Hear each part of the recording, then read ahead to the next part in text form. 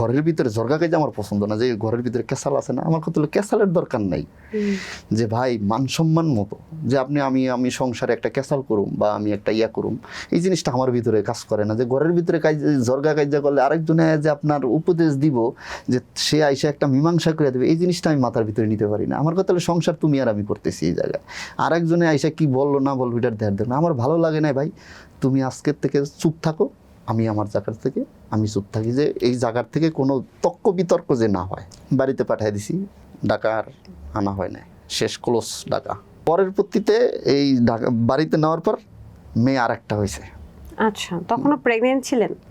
Pregnant অবস্থায় ওই ছেলের সাথে, ওই লোকের সাথে কথা বলতো? হ্যাঁ, কথা বলছে, যেমন কথা বলছে মতনই আমি বাড়িতে পাঠিয়ে দিছি। যেমন ভালো চলতেছে সংসার খুব, পরে ছেলে হইলো, আবার ছেলে হলো? হ্যাঁ ছেলে হইলো, যেমন এর ভিতরে যেমন সময়টা তো একটু 1-2 বছরের, 1 বছর